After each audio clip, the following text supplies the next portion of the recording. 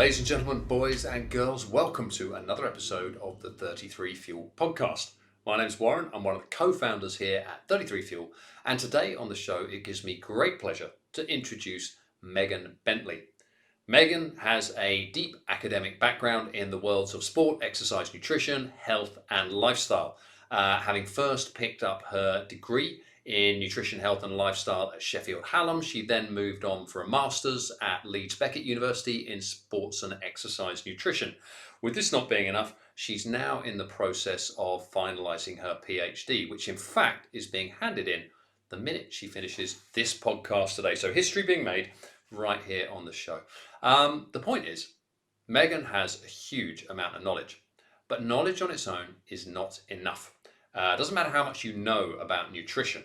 It matters what you do with it. And this is why this conversation with Meghan is so interesting, because her PhD research, which as we already discovered is hot off the press today, going in for submission in approximately 1 hour's time, is all about how do you get professional athletes to not only understand what they should be doing, i.e. what sort of foods they should be eating, when they should be eating them, but beyond that understanding, how do you take them beyond the understanding to actually then carrying out the actions? And this would seem like, well, it's not really a question, is it? They're professional athletes, they'll just do it. But no. Something Meghan has uncovered and something that we have found at 33 Fuel in the number of interactions and business dealings we have with elite sport teams, coaches and nutritionists is that knowledge really is only one part of the puzzle. Elite athletes are as human as the rest of us. They like doing stuff, they don't like doing stuff, and they're all different. They're human beings. So the human element comes into play. Of course, there will always be some athletes for whom nutrition is just simple. It's something they're interested in, it's something they see a value in, it's something they want to do. But just like the rest of us, there are going to be others who find it a bit of a chore or don't quite get it or simply don't see why they should be bothered.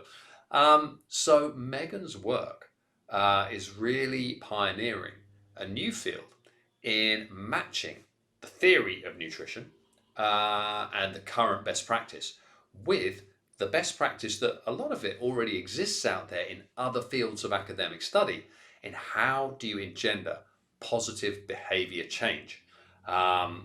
When you know something, that's one thing, but you know that you really know it when you do it unconsciously, when your behaviour changes.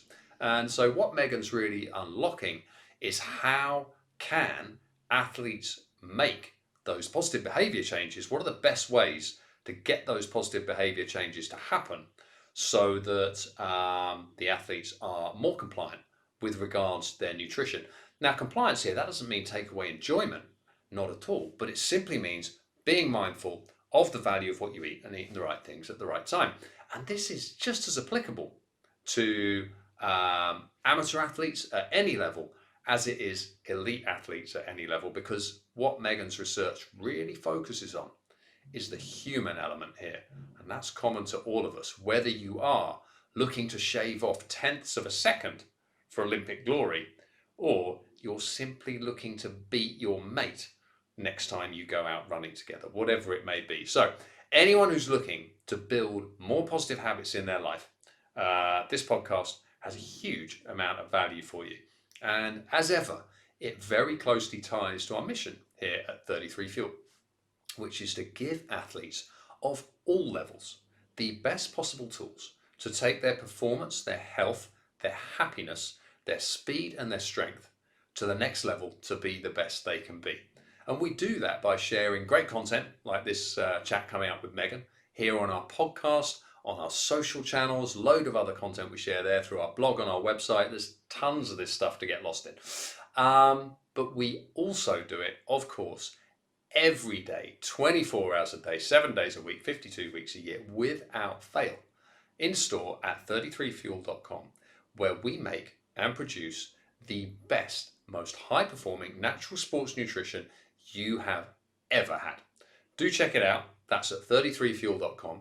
But before then, let's get stuck into engendering positive behaviour change with Meghan Bentley. Meghan, thanks so much for making the time this morning to come in and join me on the podcast. and really excited to just start digging into some of your work, because and when we discussed before we started recording, in our own journey as a company and personally on the elite side of sports nutrition, we see a lot of clarity around best practice for what macronutrients people should be using, periodization, what foods they should be eating, how these things should be put together. But the key issue across all sports athletes is compliance, and that applies to amateurs as well as professionals. It doesn't matter what you know; it matters that you're able to apply it. And it sounds like your research really gets to the heart of how do you start to improve compliance and unpick that barrier and set out a strategy of best practice that can allow people to achieve the nutrition they want to. I mean, that's a quick summary, but is that sort of accurate on where you're at and where you come to this subject from?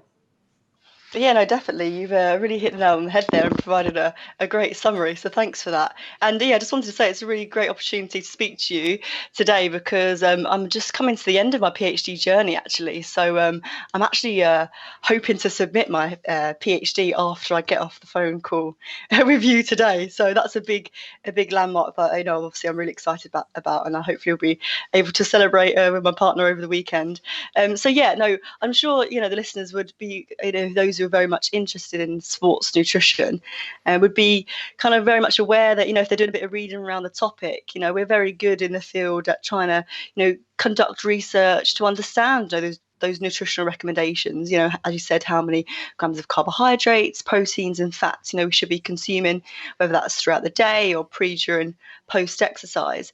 But then actually how we deliver that information as practitioners is not necessarily as well researched, and essentially that's when you're working in a high performance environment, when you're working with athletes out in the field, how do you work with them and deliver that information to bring about a positive behaviour change, and then when we start to talk about behaviour change, it is touching upon psychology, and unfortunately the sports nutrition field hasn't really acknowledged that side of the research as yet. I know the first study for my PhD did quite an extensive systematic review that looked into how are we applying these sports nutrition behaviour change principles, in sports nutrition, and the kind of short answer is we're not. There's a real lack of evidence-informed approaches to designing our nutritional service through the behaviour change lens and applying those principles of behaviour change, which hopefully we can touch on, and I can share those principles with you today. And it's that's not to say necessarily as practitioners out in the field they're not doing a good job. Because I've had the pleasure of working with amazing practitioners within my role at the English Institute of Sport, and I'm learning, and I've learned so much from them. But what by not applying behaviour change science, or behavioural science as I like to call it, is we're limiting the opportunities that we have to be successful at bringing about change. So we're relying on kind of the good characteristics or good skills that we bring as a practitioner, whereas if we draw on the science of behaviour change, we can increase that probability and that chance of bringing about having a positive influence and making those positive behaviour changes that we want to see. And as I said, there's probably multiple reasons why we're not doing that. It's lack of exposure to psychology, behaviour change as a part of our training as sports nutritionists, but also and from my experience, when we talk about applying behaviour change, it does mean drawing upon some form of theory of behaviour. And throughout my undergrad, we were exposed to a lot of theories, but I never really seemed to connected well with them. I didn't think be considered to be something that I could perhaps apply within my role. So it's just being able to implement that behavioural science is a big gap there as well. So yeah, overall, my PhD is to try and use behavioural science to understand the dietary behaviours of elite athletes, so we can improve and enhance the professional practice of sports and exercise nutritionists. So just to be kind of quite transparent on that, like my PhD wasn't necessarily to go into a particular sport, apply these principles of behaviour change and then design an intervention. It was actually trying to look at it a little bit more broadly and more systemically and think about actually how can we have a greater reach and start to improve, the professional practice of colleagues that I work with within the EIS, and how can they start to think about that and apply that within their role, so then they can have a bigger influence on across the sports and across many athletes that they're working with. And I've been very fortunate to study a topic that I'm very passionate about, because it does involve, working with people and hearing people's experiences, because it has been predominantly qualitative research in that sense. And you talk about that reach and the EIS, and you did mention it earlier, English Institute of Sport. I mean, they are effectively a body that provides expert assistance to predominantly Olympic sports. Is it solely Olympic sports, or is it other national sports as well? Yeah, good question. It's Olympic and Paralympic sports predominantly, because the EIS are lottery funded by UK Sport, but there are some professional sports that we do offer services to as part of the organisation, but not as many as they used to, because they've kind of tried to streamline their support a little bit more, just to focus on where the funding's coming from, and that's to support those Olympic and Paralympic sports. Yeah. But I mean, yeah. You're quite modest there, talking about the potential reach and getting this through. But because I believe your PhD is part sponsored by the EIS, you've been working closely with them and with other practitioners there. So this is work that is coming very much, you've got the theory, you've got the practical, but it's coming out into the real world, and this is directly available across all Olympic sports. So that that's a major impact that this can have already. But what I really like is the way that there's hundreds of quotes on the subject, whether it's, I don't remember who said it, but talking about war, no plan survives first contact with the enemy. Boxing, Mike Tyson is everyone has a plan until they get punched in the face. In sports nutrition, you can have the best plan in the world, the perfect plan for the athlete. But if the athlete doesn't like the food, or if for some reason you're asking them to eat at a time of day when they just never do, or if you're asking them to cook when they've never cooked, well, I'm taking extremes here, but that plan's useless. And your research, it seems so obvious when you lay it out like that. Your research starts to unpick and bridge that gap. And it's quite incredible that with the amount of sports nutrition knowledge that has been done, that this is the first time this has really been studied. It sounds like there's huge potential in there to, without the compliance, the theory is nothing. And that goes as well, I say, for an amateur athlete or a professional athlete. It's not what you know, it's what you do. Yes, definitely, and that's why my PhD was was started 3 years back. Head of service Kevin Correll at the time of the English Institute of Sport, he was really pleased the fact that he developed this big sports nutrition team. I think it started in 2002 with just three of them, and now we've got a big army of us, 23 of us working across multiple sports. And he was saying, I built a really good team. They've got good knowledge, good accreditation through undergrad and master's programs, and we're designing these individualized, tailored meal plans, dietary plans for our elite athletes. But sometimes they're still not following them. Why is that? So you approached Sue Backhouse at Leeds Beckett University, which is who my PhD is partnered with, based at in the Carnegie School of Sport up at Leeds Beckett, and then we start to develop the research program and put a proposal together. So yeah, that's how it initially started. But when we talk about, I suppose, think about behavioural change, as a topic, it's not new. It's well researched within health psychology, health psychology and kind of public health nutrition, I'd kind of say, and physical activity. It's really, really well researched within those areas, and they've come a long way. But I'd say sports nutrition as a discipline, is still relatively new, and we're still trying to work out what are the nutritional recommendations that our athletes should be consuming? We're still trying to understand that, because typically a lot of the research is done either in runners, in cyclists, less research done in team-based sports. So I think we're putting a lot of our energy in that side of things, and then because of that we've overlooked and haven't expanded thinking about how can we be doing research to help those practitioners as well actually implement that within their roles. So on the from what you've learned over the course of your PhD, and quite amazing. I love it that today is actually the day you're submitting it. This is this is as hot off the press as it gets. It's not actually on the press yet. So, I mean, what are the main barriers, pain points, or compliance issues that you were finding between, right, here's your great nutrition plan.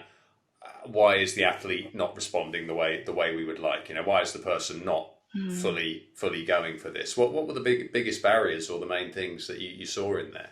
Yeah, no, really great question. And first of all, just want to start off by saying it was really interesting because when I started telling people that I was doing this type of research, the response I got was quite interesting. That people would say, "Oh, well, surely behaviour change isn't a problem with elite athletes. Surely they do what they know they should do, and they have access to a nutritionist to be able to do that." And I think people think that because an athlete is motivated by performance, therefore compliance is going to be really good.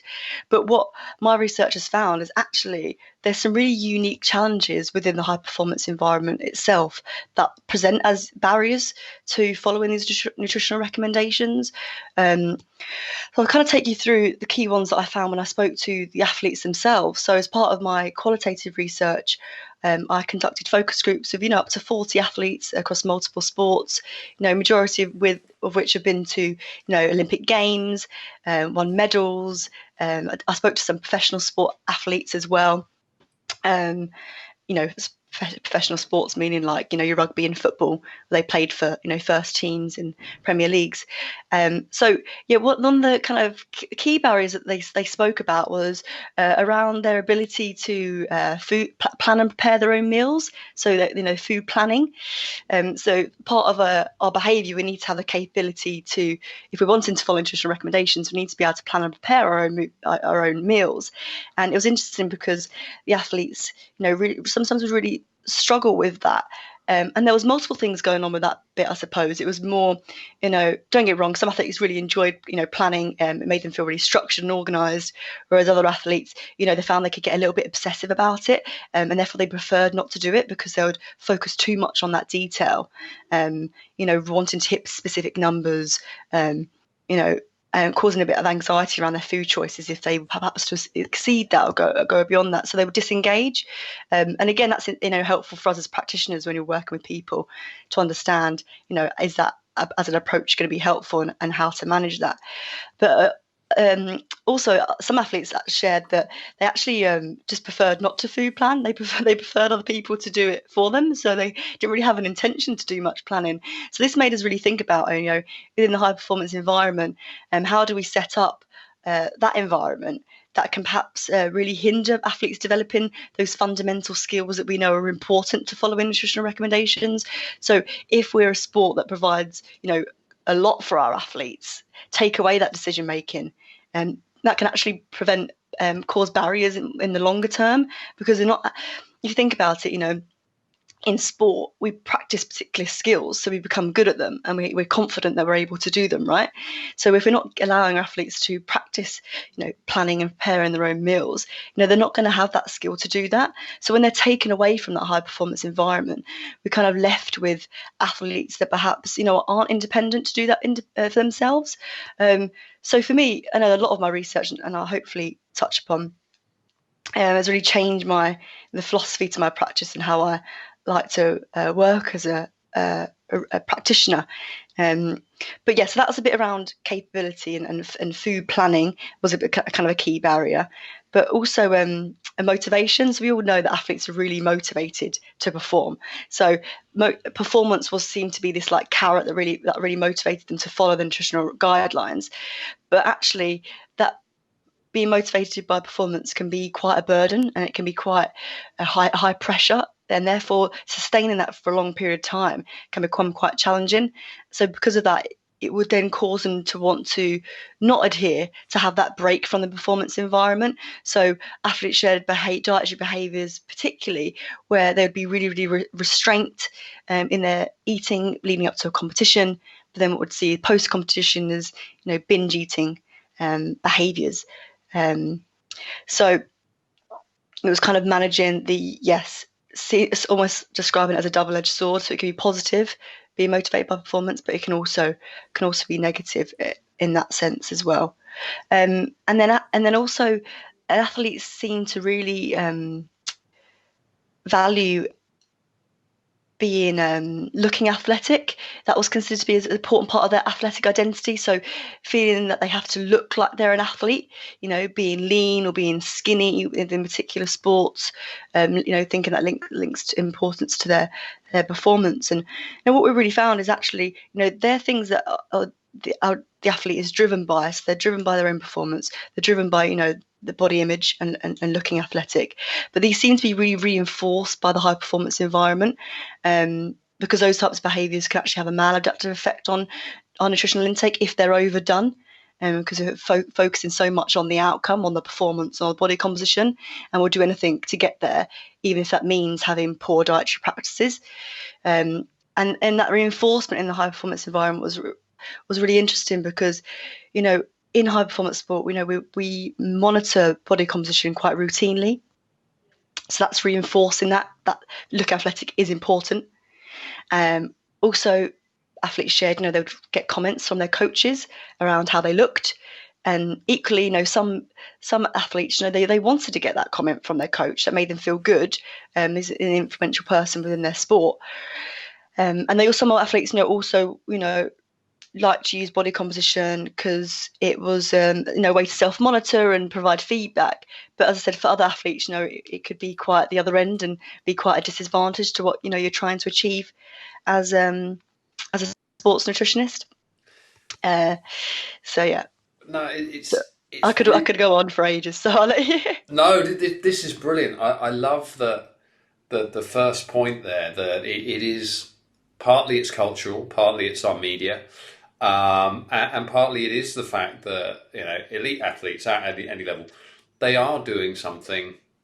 I'm not going to say unique because but incredibly special that most people cannot do. They yeah, sure, you can run a marathon or whatever, but can you run a marathon in 2:01 or sub 2? Well, you're in a very rare atmosphere by the time you've got the person who not only has had they've got the genetics to be able to do that, they've got the opportunity to be able to do that, they've got the motivation to be able to do that, and they've been able to thrive through a structure which is not easy to rise to the top of that game. Those people they are on some sort of a pedestal, but it's easy to think, both in terms of ability and behaviour, that those people, they are different, they are special. Well, I could never be like that because I'm not that special person. Whereas what they do is special. It's great to see, these are human beings. And these are human beings who face the same challenges that anyone faces, whether it's wanting to lose a bit of weight, wanting to gain a bit of muscle, wanting to achieve a certain physical goal.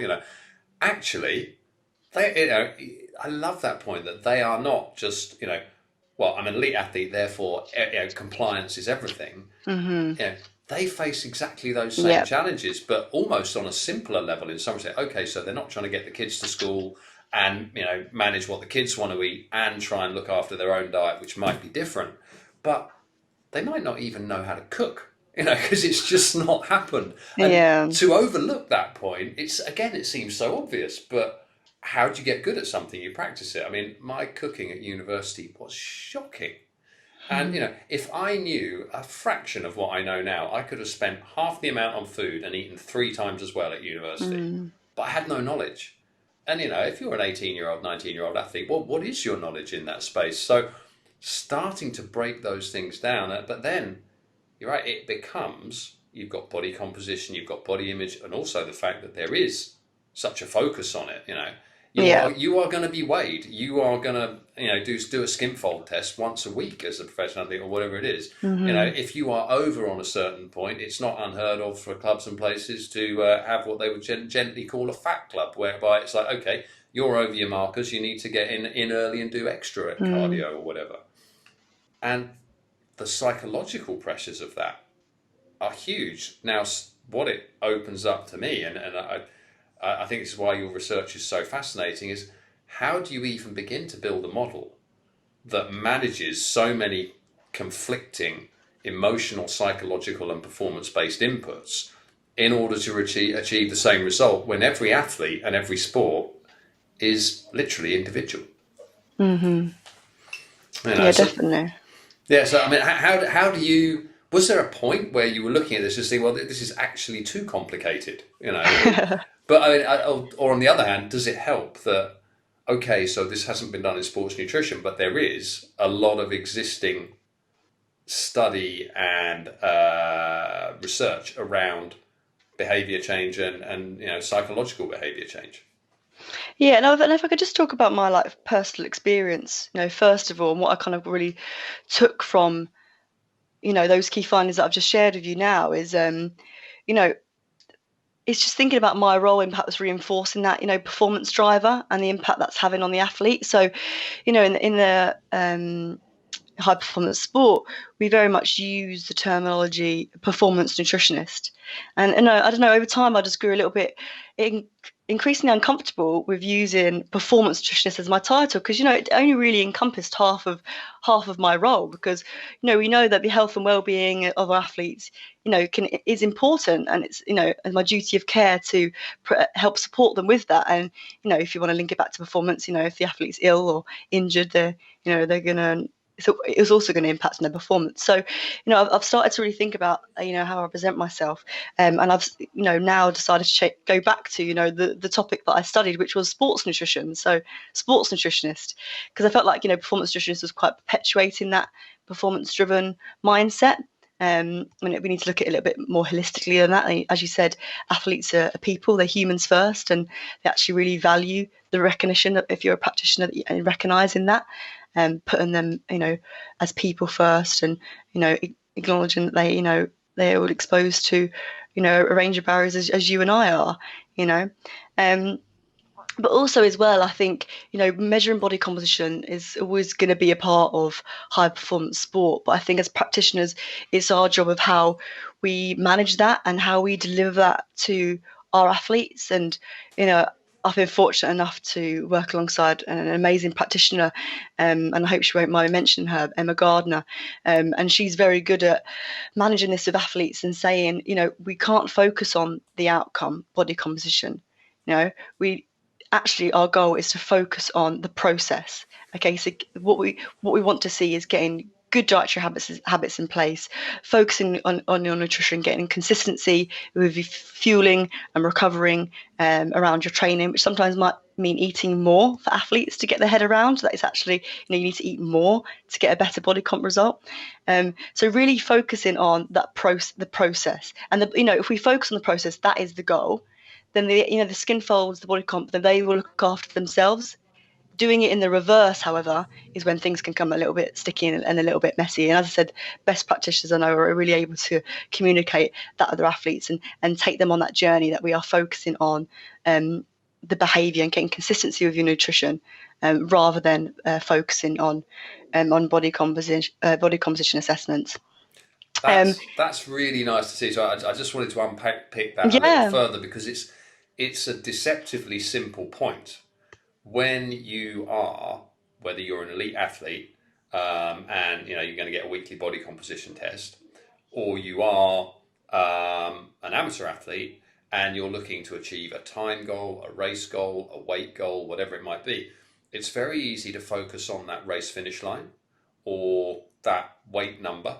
Um, in the athlete's case, it's very easy to get focused on the skin fold test. I must get a good result, Mm-hmm. or the weight test or whatever it may be. And actually, if I've understood what you said correctly, you're saying that it's a much more positive approach.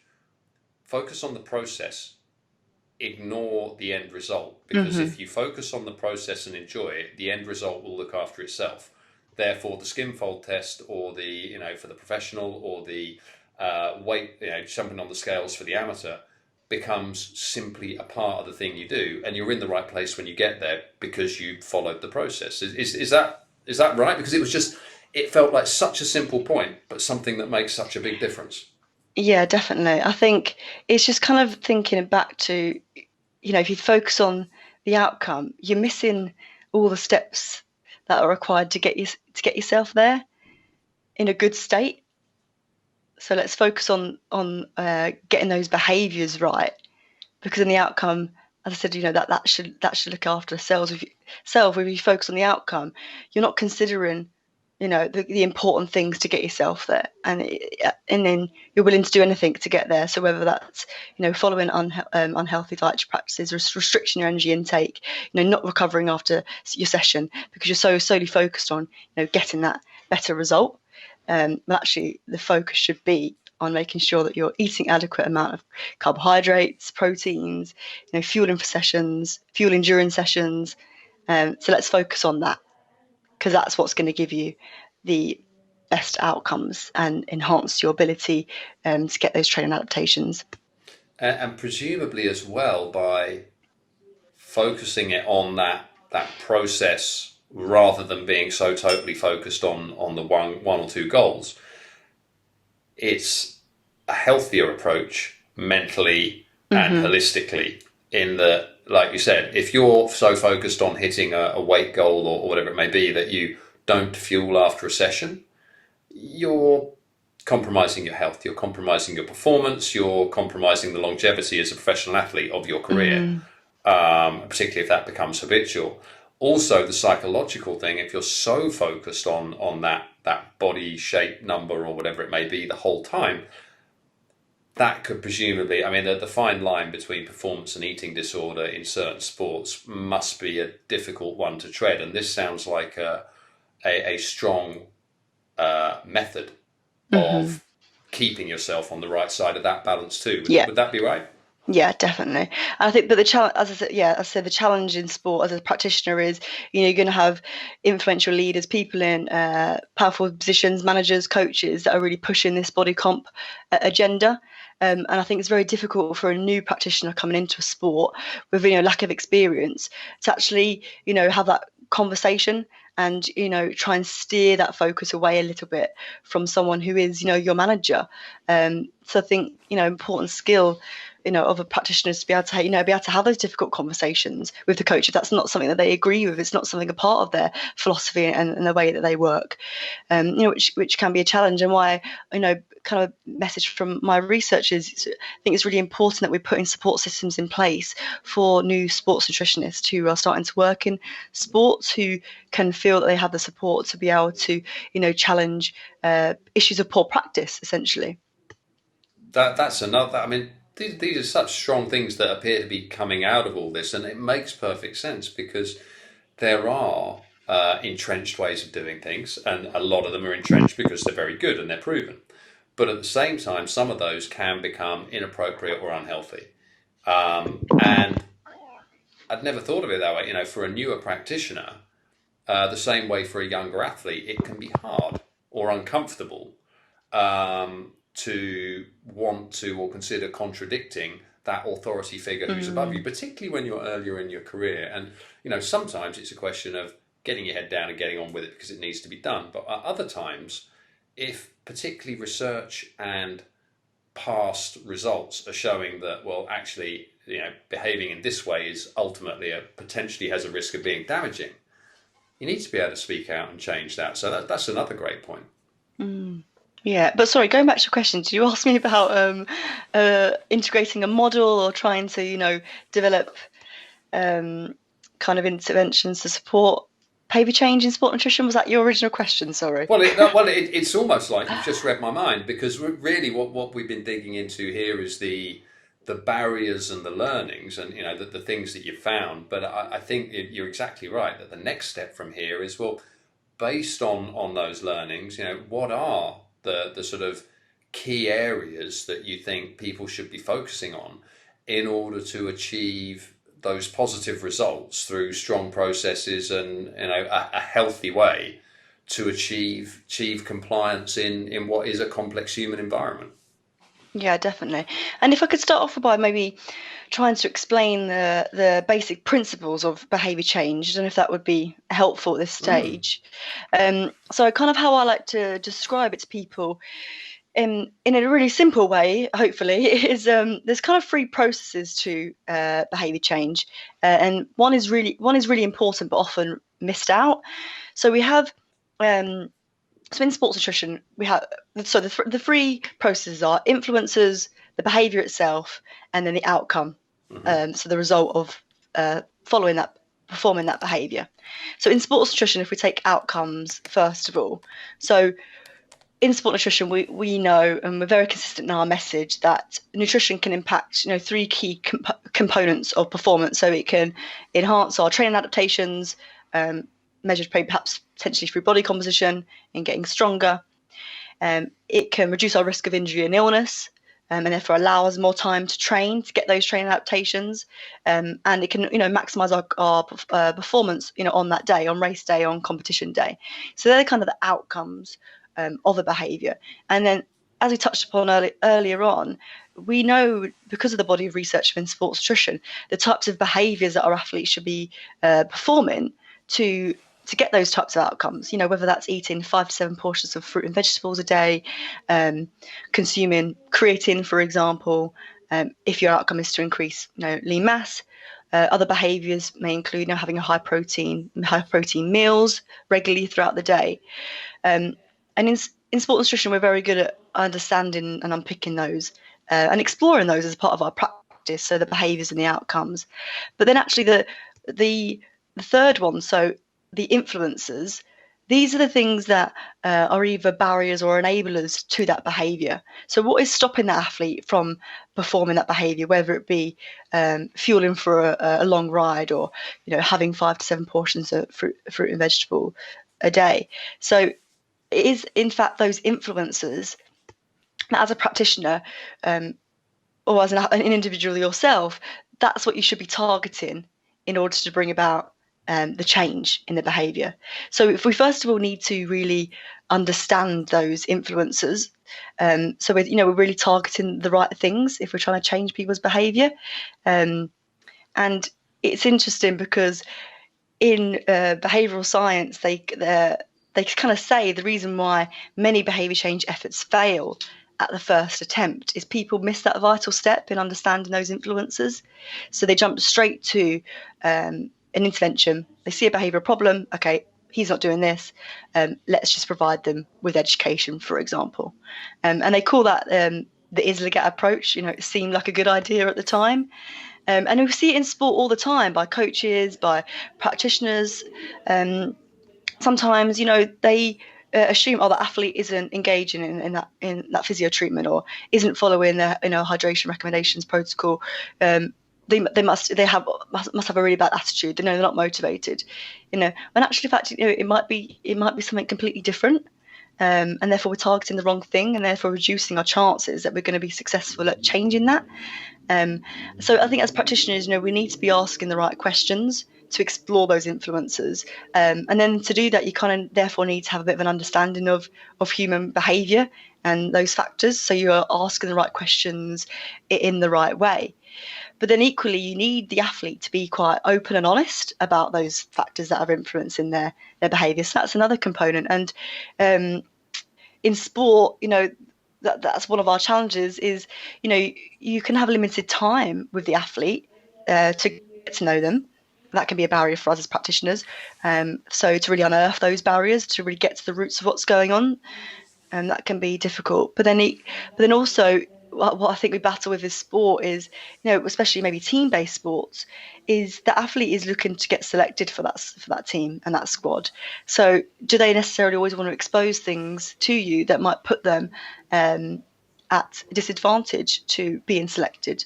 So this is where, and again, best practitioners I know do this really well, is, early on it's really building the relationship and making it very clear to the athlete that you're there to support them and you're there to help them give themselves the best chance of getting selected. You're not necessarily there to, go and tell the coach or the manager what they're not doing or what they should be doing. You're there to support them. And equally, the best athletes I know as well will utilise the support team around them really, really well. They'll recognise their own barriers and they'll approach people that they need around them to help support that as well.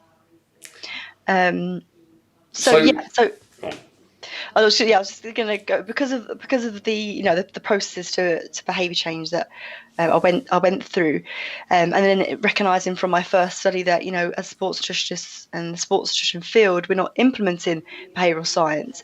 The final stage of my PhD, I developed a sports nutrition behavioural assessment tool, and this is simply going through the model of behaviour change that I've used, and to help just guide practitioners to understand, the complexity around behaviour and recognising, it is going to be individual to each athlete. So getting them to recognise, it's more than just knowledge and skill. We sit in a complex system influenced by the social and the high performance environment, as well as these motivational factors as well, which perhaps typically not as well clued up about. So how can we start to explore those? So this behavioural assessment tool guides practitioners to explore those factors, and it's a tool very much in its infancy, and I hope it will continue to develop and grow. And the practitioner can rag rate each item to see how the athlete is getting on with each of those components, and then it signposts practitioner to a range of behaviour change techniques.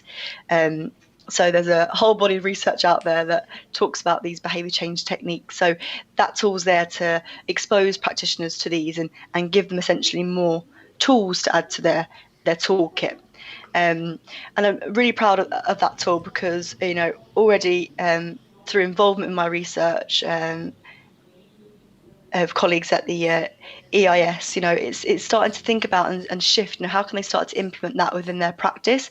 And it's already being used in multiple sports, as I said, which is great. And that was the intention of my PhD. So I'm really, really pleased that it's come to that. And I hope that, and I'm also working with other sports at the moment to help them review their current screening process. So as I said, at the moment, they're very good at assessing those behaviours. Okay, what are athletes currently doing behaviourally with their nutrition? Are they drinking a lot of alcohol? Have they got a low fruit and vegetable intake?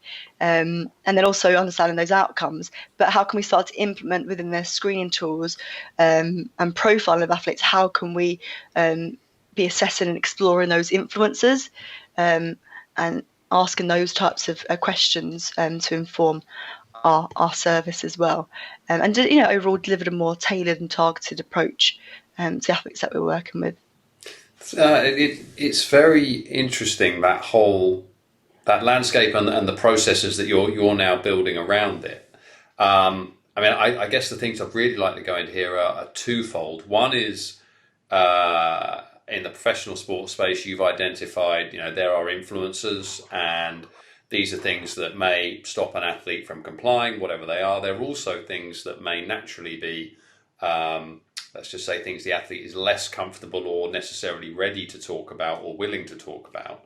So there's an approach needed there by the coaching staff to be able to find those answers in order to be able to address it.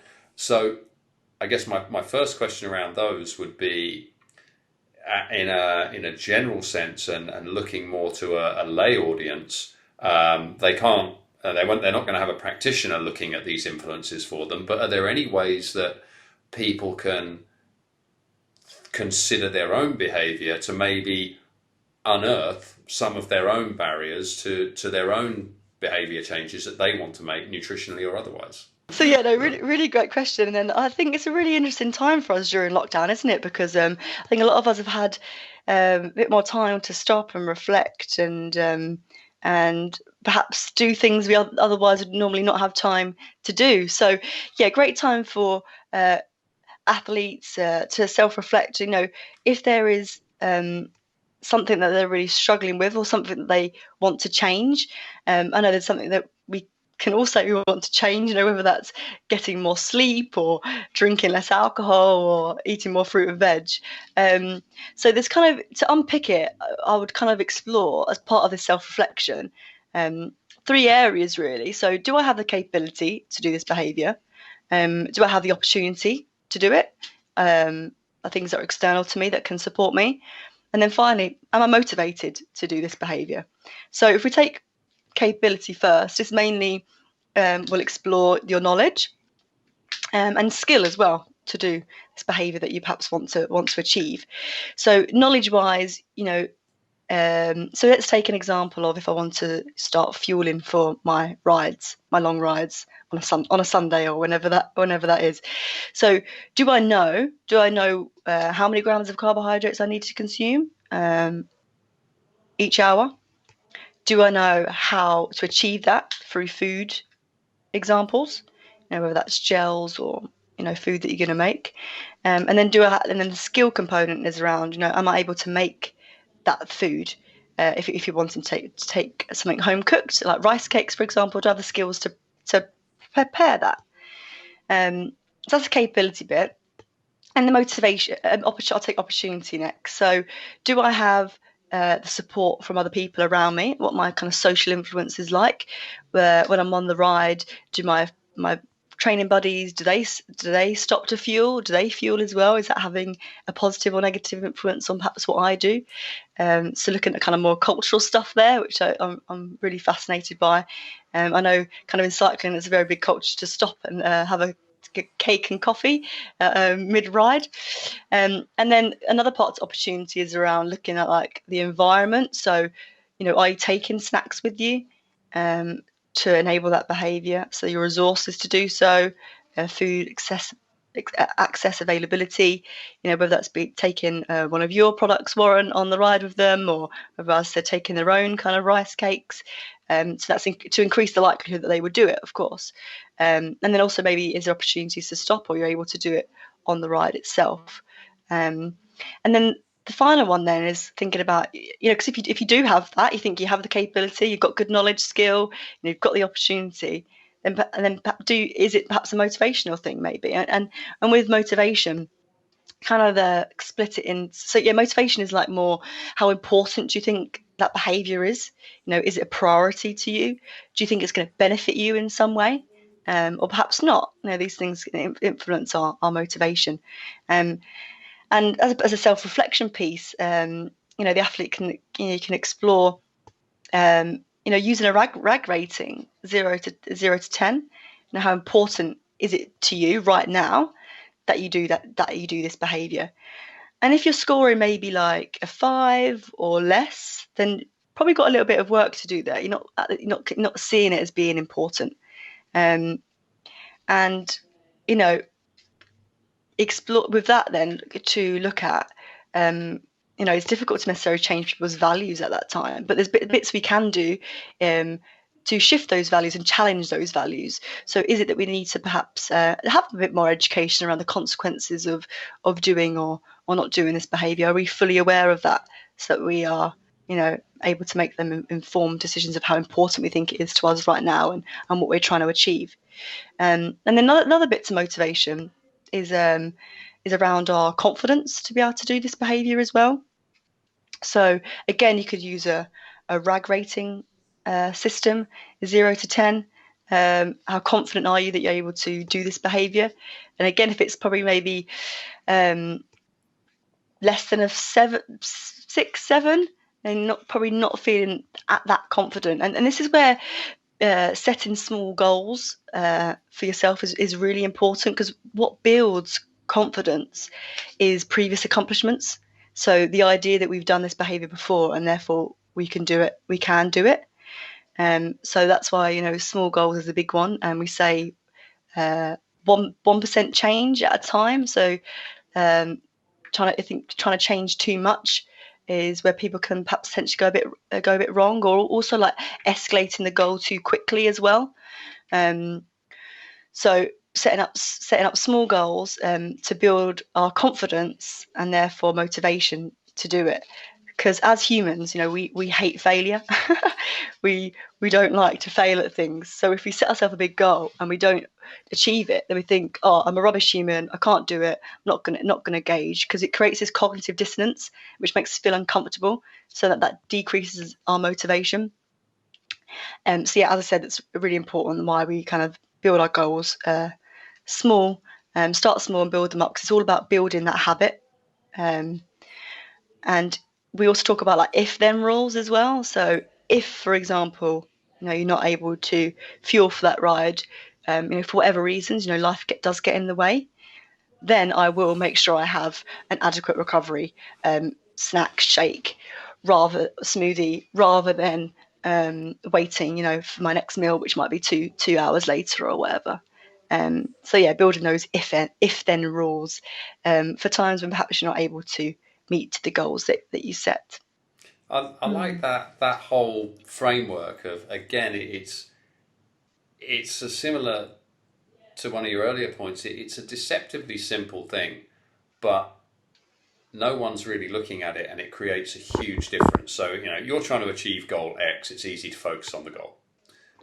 But unless you do have the means to do it, the desire to do it, and the understanding to do it, well, unless you've got those three pillars, you can't really effect that change. And there may be in some cases with people that they find that, actually, I don't really want to do this. I'm only doing it because I think I should. Now, in the professional sporting environment, that's where things may be slightly different. But it could even be that I'm sure there are athletes who just think, well, there can be a fear of change. Why would I change something when I'm doing so well already? Yeah. And particularly in aerobic sports and most physical sports, the career is short. And there's a lot of people behind you if you're not going to, if you're not going to be there at the right time. So there can be a fear around change as well, I imagine, that's difficult to manage at the elite level. Yeah, definitely. They don't believe that change is going to benefit them, because why would they, if what they're doing now is working and that's okay. And it's interesting you touch upon fear, because as part of my research, one of the key barriers was athletes' emotions. And and we're aware from personal experience or just knowledge about the general population that how we feel influences our behaviour massively, but I don't think it's recognised within sport. And what's really interesting is, again, linking to performance, being so motivated by performance, that is what has a knock-on effect on our emotions and how we feel, which then can cause positive or maladaptive dietary behaviours. So, feelings of like intense emotions, like anxiety, worry. So during an injury for an athlete can be a really challenging time, and that can, because athletes shared, that they're not training, therefore they don't deserve to eat, and they feel guilty about eating. That's a really challenging one, and therefore, of course, that affects their recovery. But equally, athletes shared that if they are performing really well, then they're really motivated to follow the nutritional recommendations. But yet when things aren't going well, think, oh, well, what's the point? Performance isn't going well, I'm not training really well, but why bother with my nutrition as well? So that's really interesting. Which again presumably comes back to a focus on the process, not the outcome, because clearly when you put it out so starkly like that, the time you most need to be focusing on all the things you can control, i.e. nutrition, sleep, recovery, environment, amount of time in front of a screen, alcohol, whatever it may be, rather than focusing on what you can't control. Okay, my performance is not exactly where I wanted it in that last game, race, whatever it may be. That's the time you do need the process. But it's the time when emotionally you're potentially least likely to follow it. And that plays into one of the other things I wanted to dig into on your research side is, okay, so you've found these sort of key barrier areas and begun to build a framework that practitioners can use in order to help athletes get through those barriers, to identify the barriers for the individual athlete, to individualize the approach and the advice so that there's an increased chance of them enjoying the process that benefits their health, well-being, their performance and everything else. But then you were also outlining a series of protocols once practitioners had unearthed, okay, well, we think, this athlete falls into category X or Y, and you were outlining some sort of a model that then gave them, okay, if the athlete is in this category, the suggested approach would be to do, this, that, or the other, like to help their toolkit. Could you tell us a little bit more about some of the key implementation tools that you're recommending to help engender these behaviour changes? Yeah, no, a really great question and a really big question actually. So I'll try and break it down. So yeah, I did mention behavior change techniques earlier. So just to kind of give the audience a little bit of background to those. So there was lots of interventions obviously being published mainly in the healthcare literature, and lots of different techniques and strategies being used to bring about change. So the researchers down at the UCL, the University College of London, brought together a taxonomy. So basically, try like a bit of a dictionary of okay, what are all the different techniques being used? Let's give them a definition. Let's give them a label, so we can start to be a bit more consistent in our language. So we're all kind of singing from the same hymn sheet when you write up an intervention and you talk about a case study. This is what I did, and therefore we're all quite clear on what that means and what that looks like. So that's the behaviour change technique taxonomy. So there's 93 behaviour change techniques available. Well, that's included within this taxonomy. Some of which practitioners, are probably already using. Some maybe potentially might not even realise that they are a behaviour change technique. But yeah, I said 93 available. And I suppose if I share with you kind of from lessons from my personal experience, I think early on in my career and before I started, early on in my research journey anyway, I think as a practitioner, you very easily fall down the trap of, providing education and informing the athlete on how to perform, how to do the behaviour. That's the behaviour change technique. It's very information driven, what you need to do and how you can do it. But by doing that, you're only targeting one of the factors that influences our behaviour, i.e., knowledge. So quite limiting in what we can do and what we should be the approaches we can take. So I suppose I was just thinking about an athlete more recently. I actually teamed up with our psychologist and used an early draft of my behavioural assessment tool, a very lengthy draft. It was one of the first ones I put together before getting feedback from a sports nutritionist. And within that conversation, the athlete, we've been working with her for a long time, and she was very open and honest and reflective of her own behaviours, and she kind of openly admit that I don't actually really believe in the impact that nutrition would have on my performance, because she'd come from a skill-based sport, where she said previously she'd kind of got away with it. However, now in a very strength-based sport, we knew, however, that potentially wasn't the case. So we knew there was a bit of work to do there. And then the second one that really came through from that conversation and that behavioural analysis, so trying to unpick those influences, was around the athlete had a really strong athlete identity.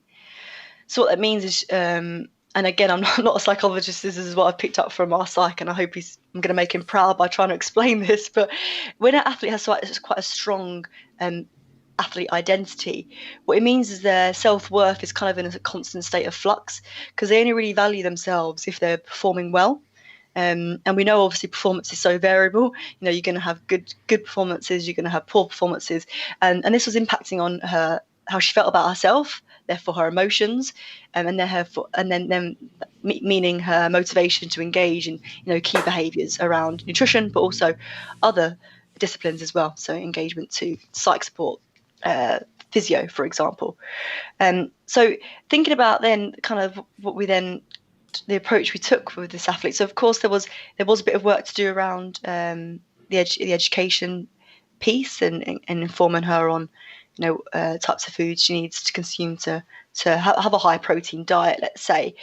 But rather than just providing her with education on what she needs to do, how she can do it, and maybe a bit around why it's important, actually trying to persuade the athlete. So more persuasive types of techniques, and there's a really good one called Salience of Consequences. So this is where you kind of move beyond just providing them education, and you try and evoke like an emotional response. So what is the consequence if they don't do that behavior, and linking it back? So if you have a low protein diet, how much muscle mass would you expect to lose during a given time point? And drawing on literature to help illuminate that and use context. So how many tins of baked beans does that equate to, for example? And recently, one of the athletes that I worked with, I drawed on a study that looked at a group of athletes with low protein intake and high protein intake, and they're really showing the difference in the impact that they had on their ability to increase lean mass, and bringing that to life a little bit.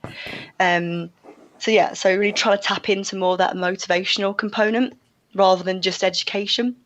So I mean, I think there's a quote I remember. It's a guy called Jim Rohn, and it's something like, I will butcher the quote slightly, but the point is, it's not the knowledge, it's what you do with it. If it was only knowledge, librarians would be the most powerful people in the world.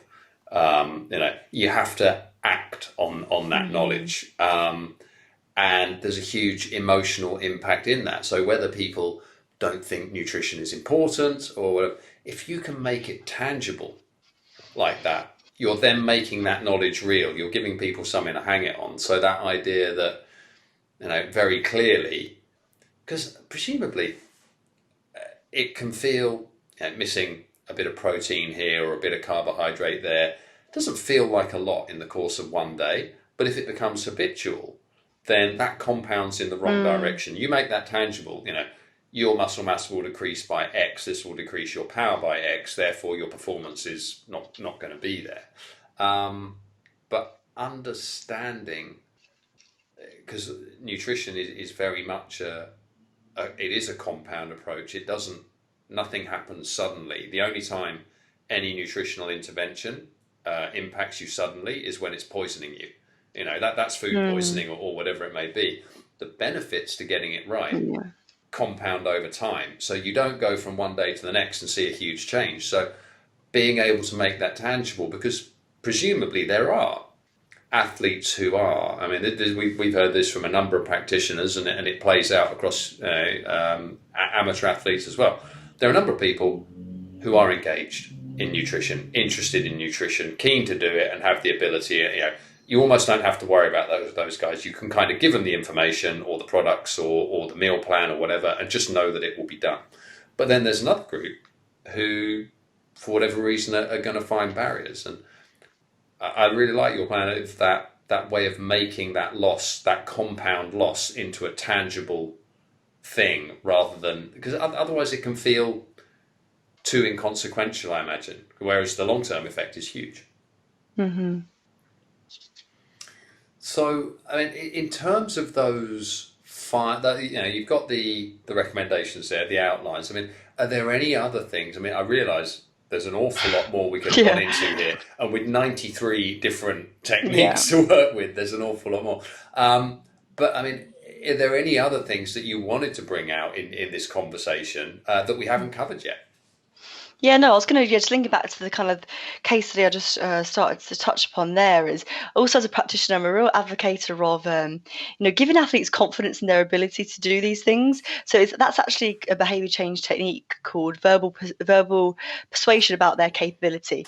So it's more like, and again, the best practitioners I know do this really well, is actually rather than seeing what the athletes here and I want them to be there, and almost like creating it to seem unreachable. It's more, don't shy away as a practitioner from giving the athlete praise that they're doing a great job, and it's in a way that not to pass judgment on, like, oh, well done, I'm really pleased with you, but in a way to really strengthen and reinforce the positive attributes that the athlete has, and that is bringing to this, whether they're shown commitment, effort, and putting the time in to really focus on this, and really highlighting that as a positive thing, to enhance their belief in their own capability, and just motivation to engage in the service more broadly. So again, I think I do that quite a lot of athletes, and and I just think that's just really important when working with people as well.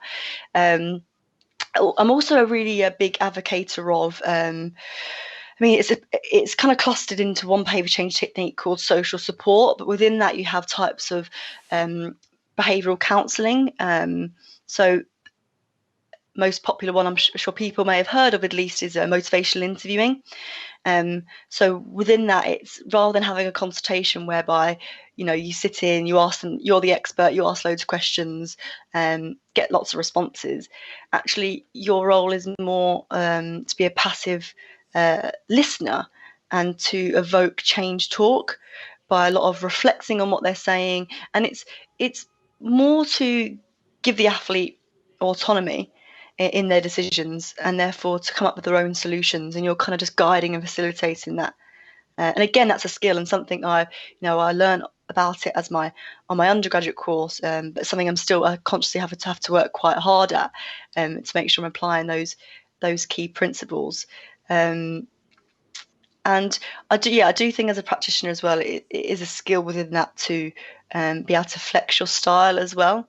You do have athletes, as you mentioned just then, that sometimes just want to come in and be given the information, and they just want to just check. They just come in and they'll approach you when they've got particular questions that they want to ask, and you can provide them with information, and they're happy to crack on. Then you've got others that perhaps might need a little bit of reassurance around what they're doing is right, and then other ones that perhaps do need that more autonomy, supportive kind of guiding process. So I think it's a real skill to be able to pick up on the type of athlete that you're working with, but then also to be able to then flex your approach to deliver in that way, and something that we'll continue to work on as my experience grows within the role. Well, I mean, thank you so much for sharing all of that, because I think it's fascinating from an elite point of view, but it's also fascinating from any athlete's point of view, amateur or otherwise, because a number of the challenges, whereas they might present slightly differently, the themes of the challenges that elite athletes face in terms of getting their nutrition right and achieving their best results have great similarities to what anyone in everyday life would be doing in terms of trying to engender those changes.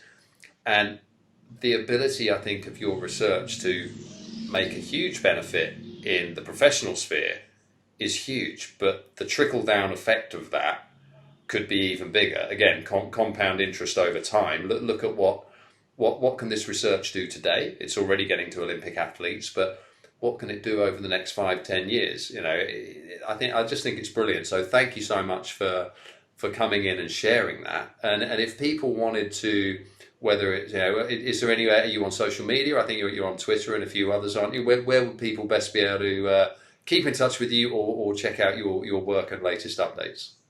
Yeah, so people can find me on Twitter, Bentley R N Meghan, I believe. Yeah, Bentley R and Meghan. We'll put that one in the show notes. Yeah, thank you. But then equally, I know if anybody is interested in my research, feel free to contact me, and I'm happy to share that. As I appreciate not everyone necessarily always gets access. But thank you for a great opportunity to have me on and discuss a really exciting topic. But just to say as well, I think there's a lot more that needs to be done in this area. And particularly, what I would love to see in the future is having behaviour change as part of our core training as sports nutritionist. Recognizing that people in dietetics, for example, they have this, it's part of their core training. Whereas if you come from more of a sports science or sports nutrition background, it's not yet necessarily integrated in that program. So I'm making a big call for the SENR, which is our professional body, to actually have that as core criteria within their curriculum, because then actually it encourages undergrad and postgraduate programs to include that within the stuff that they deliver as well, and also hoping there'd be more training opportunities as well for the profession to start to really think about and unpick behaviour change, so they can start to add more tools to their toolkit and apply that within their roles. But in the meantime, if people are interested in the behaviour change technique taxonomy, there's a great app that the researchers have put together that allows you to search the app and get an understanding of what it is and perhaps how it's delivered. So I'd recommend that as a resource as well. That's great. Do you have a link for that we can share? Yeah, you could type in BCT taxonomy, I believe, in App Store, and that will come up. But yeah, happy to share that information.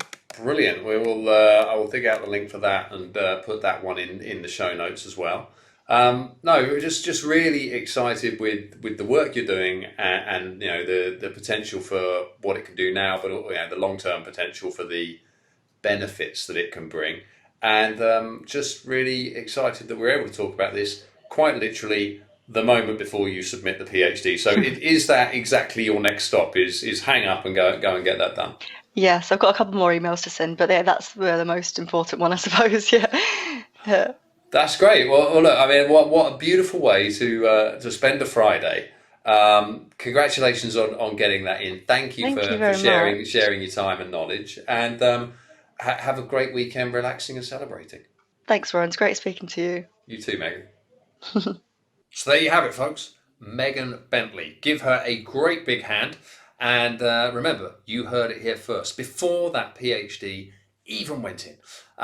So get out there and enjoy powering up your positive behaviour change. And if you're looking to upgrade your sports nutrition as one of your changes, well, don't go anywhere else apart from 33fuel.com. We've put our lives, our hearts, our souls into making the finest, most high-performing natural sports nutrition you have ever had. Literally, it must be tasted to be believed. And we've got a spread of products, whether you need protein, whether you need energy gels, whether you need daily greens to look after your nutrient intake, whether you need something for when you're properly smashing it in races, whatever it may be, energy bars, protein bars, we've got it. But they're not formulated like you will find anywhere else, because compromise is not a word in our vocabulary, okay? You want compromise, go and get the bargain basement stuff off eBay, do what you will. But we do not cut a single corner. We only use the best possible ingredients. We use no flavorings. We use no additives. We use no sweeteners. We don't use any processed junk. Everything we make is from the highest quality, best possible, real food sources. But what you will find, amazingly, with all that whereas you may pay a small premium over regular products for us, it really is a small premium. In fact, if you were to buy the regular products in the shop or order ours online, give or take, the prices are about the same. Plus, we've got a 30-day money-back guarantee, and we deliver them to your door in the UK for free. So actually, we saved you that trip to the shop. Anyway, look, check it out. You are in for a treat, I promise you. Look forward to seeing you all at the next show. Thanks for listening.